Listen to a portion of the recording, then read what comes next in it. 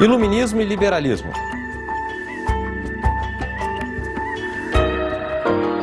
Olá, tudo bem? Nesta aula iremos falar sobre dois movimentos filosóficos de bastante importância que aconteceram ao longo do século XVIII e do século XIX. Um deles foi o Iluminismo, um movimento de caráter filosófico, social, político e cultural que promoveu o fortalecimento de um sistema doutrinário que ficou conhecido como liberalismo, outro assunto que também será abordado nesta aula.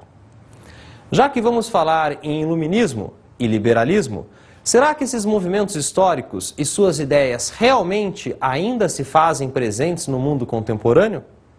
Ainda hoje são constantes os movimentos na tentativa de promover uma liberdade cada vez mais ampla a todas as pessoas. Ou seja, os ideais que influenciaram o movimento iluminista, os ideais de liberdade e igualdade, e que deram todas as condições para que o liberalismo acontecesse ao longo do século XIX, século XX, parecem que na prática ainda estão longe de se tornar uma realidade. Luzes da modernidade.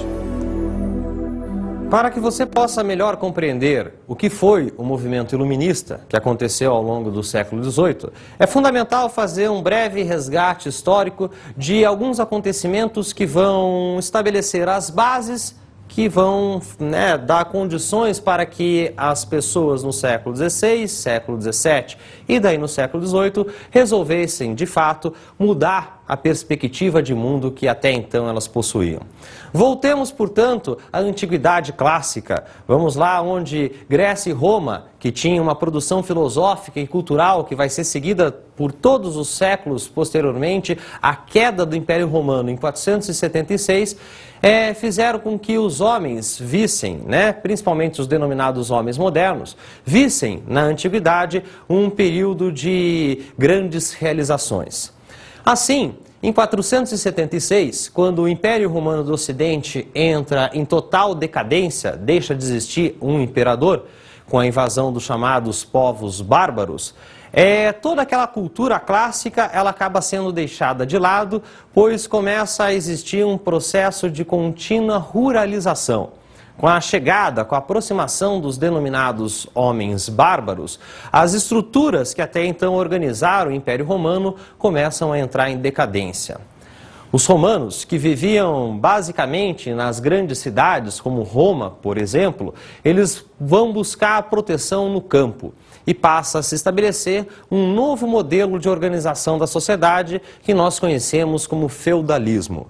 No feudalismo, as pessoas viviam nos feudos, estruturas agrárias nas quais praticamente não havia grandes intercâmbios entre um feudo e outro. Isso se opõe completamente à dinâmica da Grécia Antiga e da Roma na Antiguidade, pois aquelas civilizações, a civilização clássica greco-romana, elas tinham como uma característica principal um grande intercâmbio cultural e comercial, ou seja, os gregos e os romanos estavam em constante movimentação pelos limites do mar Mediterrâneo e pela toda aquela região que faz fronteira com o mar Mediterrâneo. Assim, com o advento do feudalismo, com a chegada desse novo modelo de organização social, econômica e política, uma instituição passa a se destacar principalmente na Europa.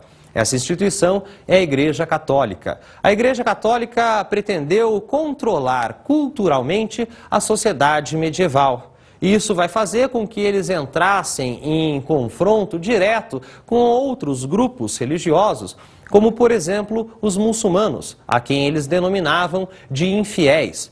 Isso vai dar origem, ali no século XI, a um processo que nós conhecemos como as Cruzadas. Um processo de expedições de caráter militar que tinha como justificativa religiosa resgatar a Terra Santa, Jerusalém, do domínio do povo infiel, do povo muçulmano. E daí, então, a gente vê que com essas cruzadas, no final do século XI, início do século XII, a dinâmica na Europa feudal começa a se modificar. O intercâmbio militar e religioso passa a dar lugar a um intercâmbio comercial que vai fazer com que a vida, que era eminentemente agrária, passe a acontecer também em pequenas vilazinhas que vão ser denominadas de burgos.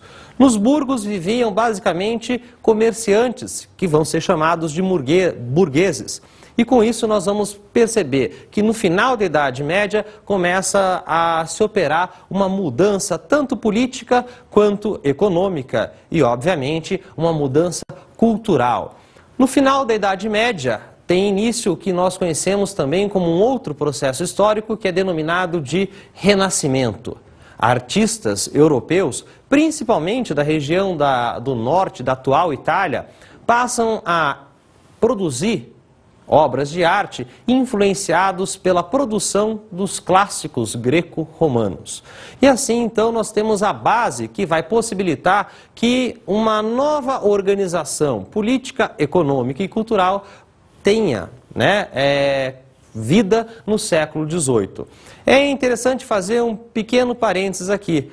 O movimento iluminista, ele acontece basicamente no século XVIII, mas ele só vai conseguir se desenvolver no século XVIII tendo uma base de mudanças que vão permitir a ele que realmente se consolide nesse período. E por que então o século XVIII é conhecido como o século das luzes? Ora, esse retrospecto histórico que nós acabamos de fazer permite perceber o seguinte: existiu um momento da história no qual a civilização grega e a civilização romana produziram, enfim, uma sociedade que vai ser imitada séculos mais tarde. Só que com o fim do Império Romano, o que aconteceu? Veio o feudalismo. Os homens do período final da Idade Média vão olhar para essa Idade Média, esses quase 1000 anos de Idade Média, e vão perceber, vão sentir, eles vão acreditar que aquele momento ali da história não teve nada de bom, nada de significativo. Então, eles vão se referir a esse período como um período de trevas. Assim, o século das luzes, o século XVIII, se apresenta como um momento de oposição ao período medieval, ao período de trevas. Entretanto, é importante que fique claro que esse pensamento atualmente não pode estar mais equivocado.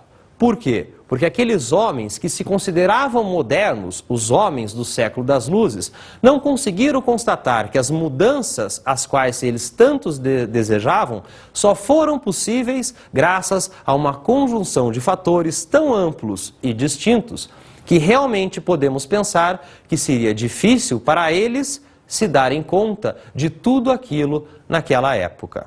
Essa conjunção de diversos fatores e diferentes influências foi muito bem demonstrada pelo texto do historiador Francisco José Calazans Falcon.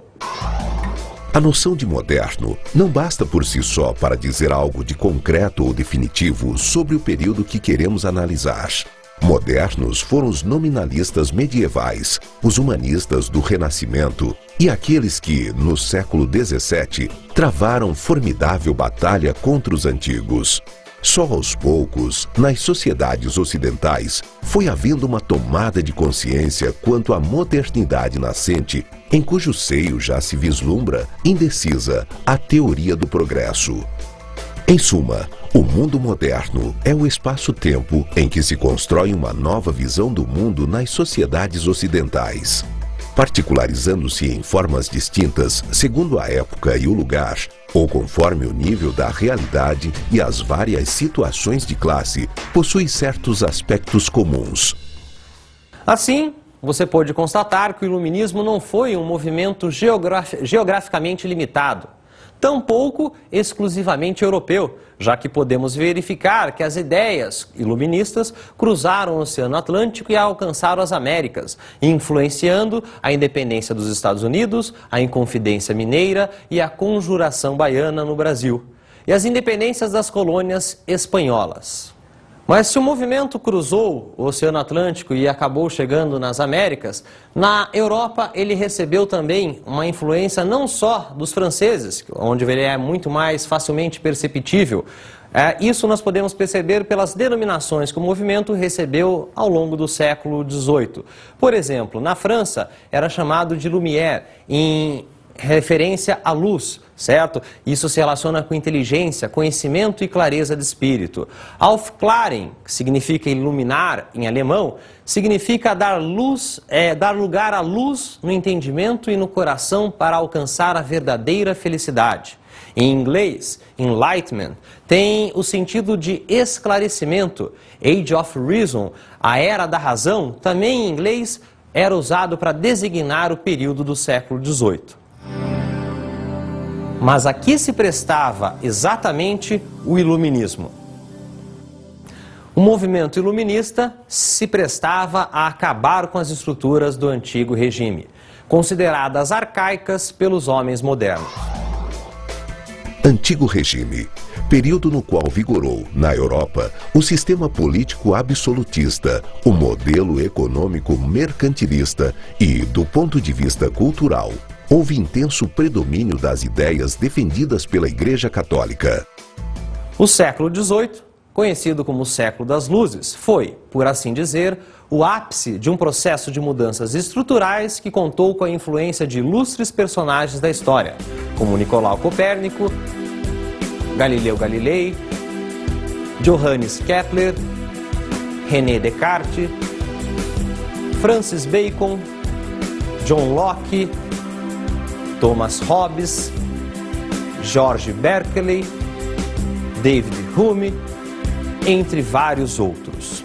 Esses pensadores e experimentadores ajudaram outros homens a constituir teorias contra o antigo regime, isto é, elaboraram propostas para acabar com a concentração ilimitada de poder político nas mãos dos monarcas absolutistas, acabar com o predomínio do poder cultural nas mãos da Igreja Católica, acabar com a interferência do Estado na economia. Enfim, as propostas, de maneira geral, defendiam a liberdade e a igualdade entre todos, extinguindo, na teoria, as diferenças sociais de classe. Parte dessas propostas foi apresentada na obra que pretendia abarcar todo o conhecimento do mundo naquela época, uma obra que estivesse à disposição de qualquer pessoa. Trata-se da Enciclopédia. A Enciclopédia, ou Dicionário Racional das Ciências, das Artes e dos Ofícios, ela foi concebida para ser um dos símbolos do iluminismo. Ela levou mais de 20 anos para ser concluída e nas suas primeiras tiragens trazia mais de 70 mil ilustrações em mais de 30 volumes. Realmente, uma obra colossal para mudar o pensamento comum. A enciclopédia contou com dezenas de colaboradores, entre eles alguns dos principais pensadores iluministas. Vamos conhecer alguns desses pensadores que ajudaram a revolucionar o pensamento do mundo moderno. Charles Louis de Secondat, mais conhecido como Montesquieu. Ele colaborou com apenas um verbete na enciclopédia. Entretanto, parte de suas ideias foram empregadas em grande parte dos estados ocidentais, sendo utilizadas até hoje. Na sua obra O Espírito das Leis, Montesquieu propôs a separação das funções do poder. Sua teoria pode ser resumida pela tripartição dos poderes em legislativo, executivo e judiciário, que deviam ser livres e independentes. Para Montesquieu, apenas um poder limitar outro poder. François-Marie Arouet, conhecido pelo pseudônimo de Voltaire. Voltaire escreveu mais de 40 verbetes para a enciclopédia. Talvez tenha sido o pensador que de maneira mais ativa exprimiu a essência do iluminismo. Ele era um crítico cruel às instituições do antigo regime, principalmente da Igreja Católica, terminando várias de suas correspondências com uma expressão que significava esmagai a infame, que no caso era a própria Igreja Católica. Foi também um ferrenho defensor da liberdade de expressão. Jean-Jacques Rousseau também colaborou com a enciclopédia, escrevendo sobre economia, política e música. Rousseau, entre outras obras, escreveu Discurso sobre a origem da desigualdade entre os homens e contrato social. Para Rousseau, todas as desigualdades existentes na sociedade tinham uma origem comum, a propriedade privada. Como a propriedade privada era, para Rousseau, uma instituição que era inerente à própria sociedade, ele concluiu que o homem nasce bom e a sociedade que o corrompe. Para resolver esse dilema, Rousseau propôs que fosse estabelecido um contrato social. Um contrato entre todos os homens que assegurasse a segurança e o bem-estar coletivo em detrimento das vontades individuais. Como essas ideias circularam naquela época? Será que todas essas ideias eram acessíveis à população em geral? Lembre-se que os índices de analfabetismo eram elevados. E será que essas teorias, tão bem elaboradas quanto complexas, eram perfeitamente compreensíveis por todos? Claro que não.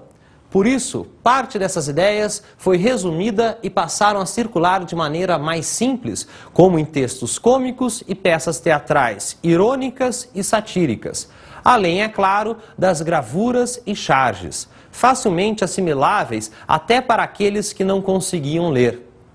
E hoje, será que somos realmente livres para ter acesso às informações? Mesmo com os recursos tecnológicos de comunicação e informação, como a internet, temos liberdade de acesso? O melhor seria perguntar se temos vontade de ir buscar novas informações para contrapor com as que nos são dadas pelas grandes mídias. Enfim, aí está um excelente assunto para você pensar e refletir. Liberalismo, do século XIX à grande crise de 1929. O presidente dos Estados Unidos apresentou o orçamento para o ano fiscal que começa em 1º de outubro. Barack Obama assumiu a responsabilidade de reduzir o enorme déficit fiscal, supera os 10% do PIB, para menos de 4%, mas em 2014. Vamos a Nova York. Rodrigo Bocardi, apesar da promessa do presidente Obama de cortar a dívida pública, isso é lá para frente, né? Até o ano que vem o rombo vai aumentar ainda mais. Boa noite. Boa noite, Grilo. Obama não abre mão de investir pesado na educação e na criação de empregos. A ideia é recuperar as receitas do imposto de renda de mais de 7 milhões de americanos que perderam o emprego com a crise econômica e reequilibrar as contas aos poucos. Os projetos que não eram considerados prioritários, como a exploração espacial, sofreram cortes.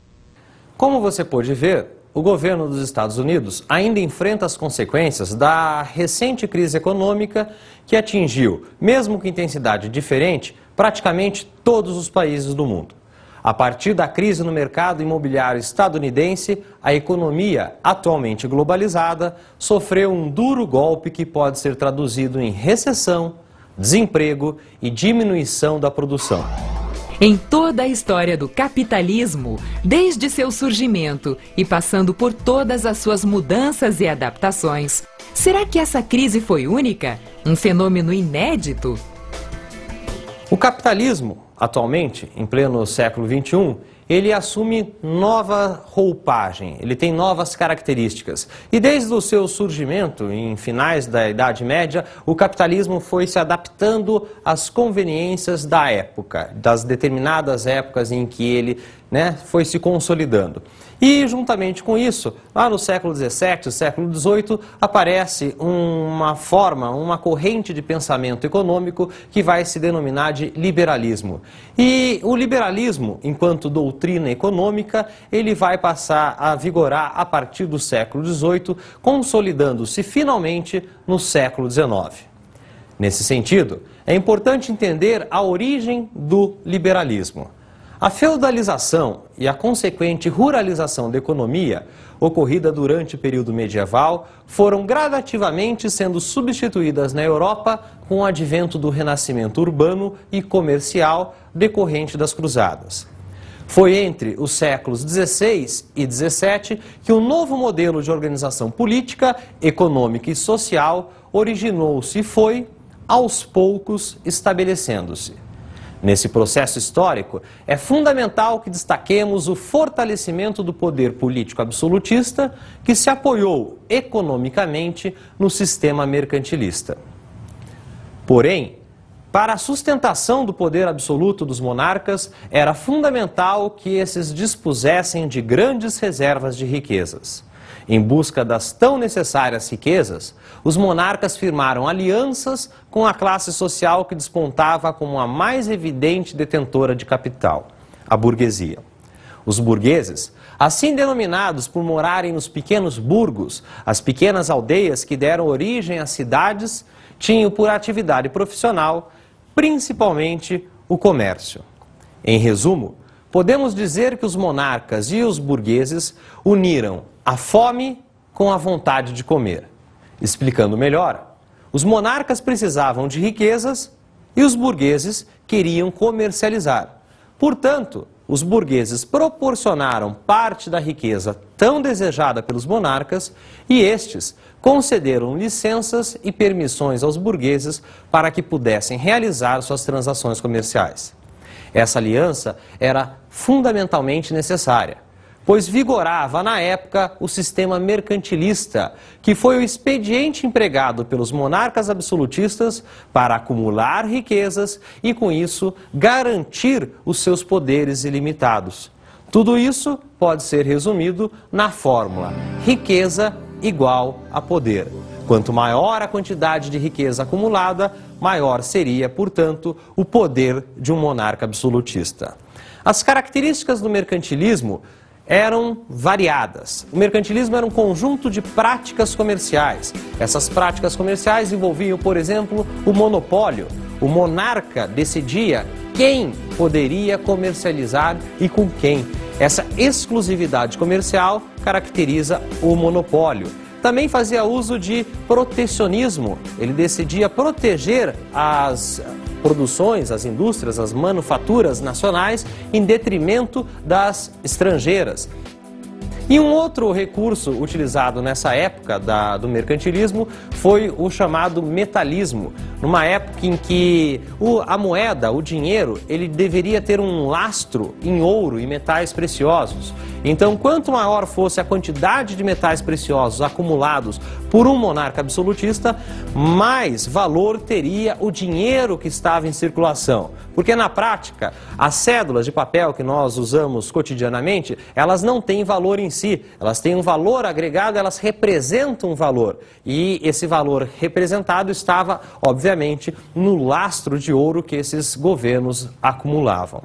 E, assim, com o governo monárquico absolutista controlando a economia, aos poucos os burgueses começaram a perceber que essa forma de organização da economia não era tão vantajosa. E aos poucos passaram a defender o liberalismo, tanto político quanto econômico. Diante dessa situação, na qual a burguesia, apesar de inicialmente ter estabelecido uma parceria com os monarcas absolutistas, ela teve que conviver com restrições comerciais cada vez maiores, que significavam a impossibilidade de se alcançar margens de lucros maiores. Assim nasceu o liberalismo. Veja como a sociologia define o liberalismo. A sociologia define o liberalismo como um complexo de teorias e práticas construído no processo histórico de laicização e de especialização do poder político. Enquanto a laicização significa a separação do Estado e da religião, a especialização do poder político implica a divisão e independência dos poderes que constituem o Estado, ou seja, o legislativo, judiciário e executivo, limitando o poder do soberano, retirando de suas mãos as funções de governar, criar leis e executar justiça ao mesmo tempo.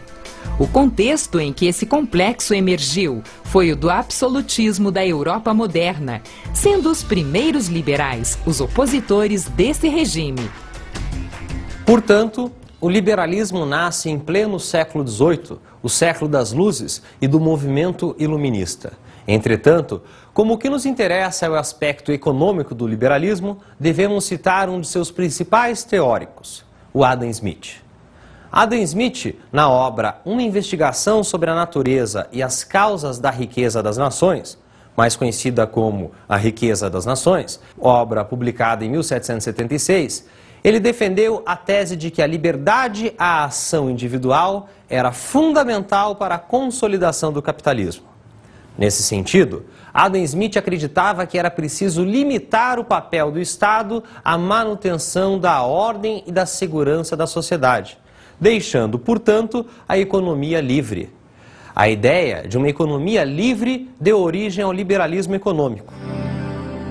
Mas quem controlaria a economia se não mais o monarca?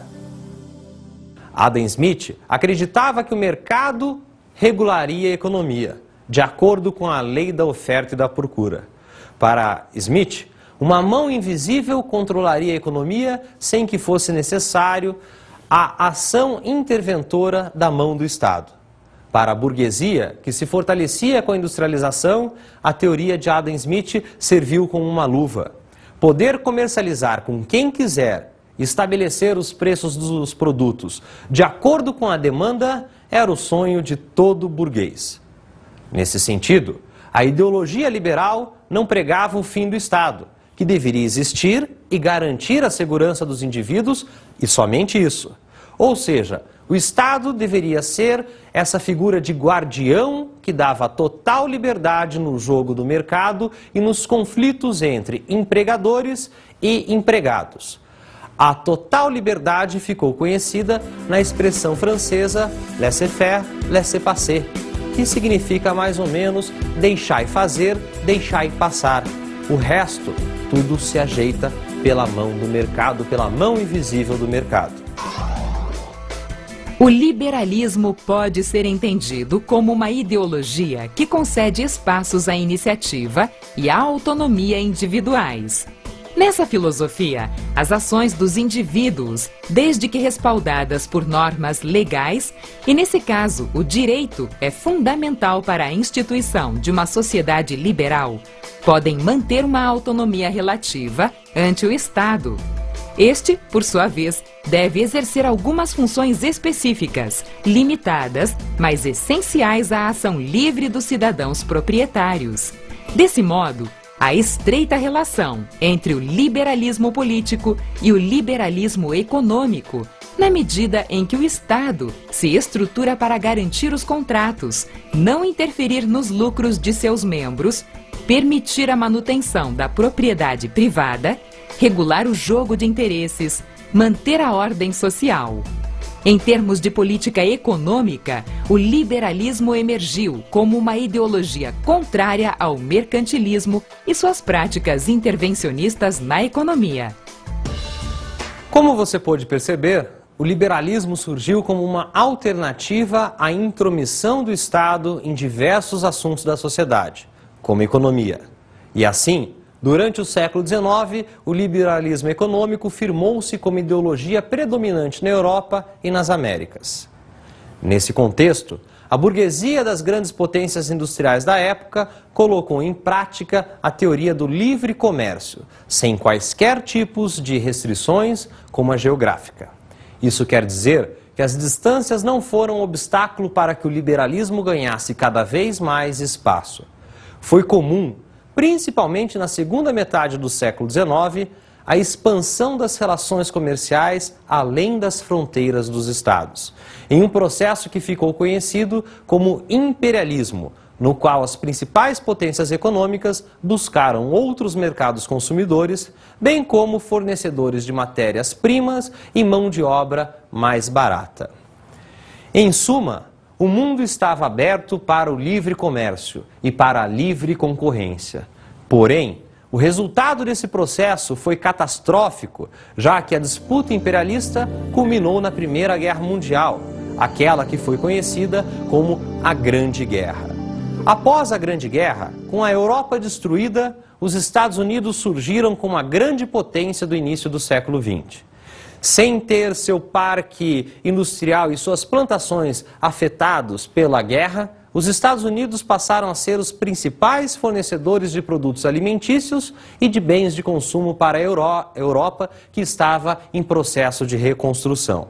De olho neste filão de mercado, os agricultores industriais estadunidenses resolveram investir e aumentar a produção.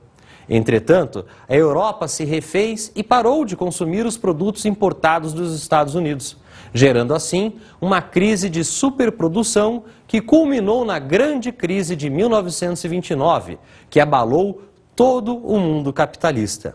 Podemos considerar que uma das razões que favoreceram aquela crise econômica foi justamente o liberalismo econômico, pois não havia nenhum limite e nenhum controle dos estados. Prova disso foi a solução adotada pelos Estados Unidos para reverter as consequências da crise: a intervenção do Estado na economia, como verificou-se no New Deal, o plano de recuperação econômica adotado pelo então presidente estadunidense Franklin Delano Roosevelt. Desde a década de 1970, com as sucessivas crises que elevaram o preço do petróleo, um novo modelo econômico passou a vigorar, ficando conhecido como neoliberalismo. Um liberalismo de novo tipo, mais globalizado. Mas será que esse novo tipo de liberalismo marca a característica da globalização de fins do século XX? É realmente liberal? Será que as ideias liberais, nascidas junto com o movimento iluminista, estão em prática atualmente? Essa é a questão que propomos para você refletir a partir das imagens a seguir. Preste muita atenção.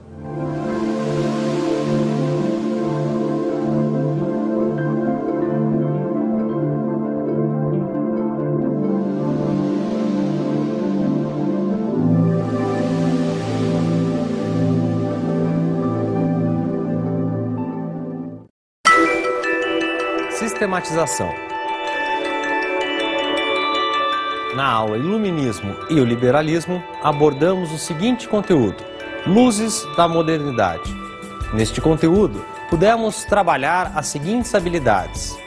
Habilidade 10. Reconhecer a dinâmica da organização dos movimentos sociais e a importância da participação da coletividade na transformação da realidade histórico-geográfica. Esta habilidade foi trabalhada a partir da análise do surgimento do movimento iluminista em contraposição ao antigo regime. Habilidade 13. Analisar a atuação dos movimentos sociais que contribuíram para mudanças ou rupturas em processos de disputa pelo poder. As críticas feitas pelos iluministas à Igreja Católica e ao absolutismo monárquico são um exemplo da tentativa de ruptura e de disputa pelo poder. Habilidade 22. Analisar as lutas sociais e conquistas obtidas no que se refere às mudanças nas legislações ou nas políticas públicas, como, por exemplo, a adoção da proposta da tripartição das funções do poder, feita pelo iluminista Montesquieu. E no conteúdo Liberalismo, do século XIX à grande crise de 1929, foram trabalhadas as seguintes habilidades. Habilidade 7. Identificar os significados históricos-geográficos das relações de poder entre as nações. Como sistema mercantilista que impunha restrições econômicas e, consequentemente, políticas aos demais países. Habilidade 8. Analisar a ação dos Estados nacionais no que se refere à dinâmica dos fluxos populacionais e no enfrentamento de problemas de ordem econômico-social. O New Deal, de Franklin Delano Roosevelt, nos Estados Unidos, é um exemplo da ação estatal no enfrentamento de um problema socioeconômico. Habilidade 11.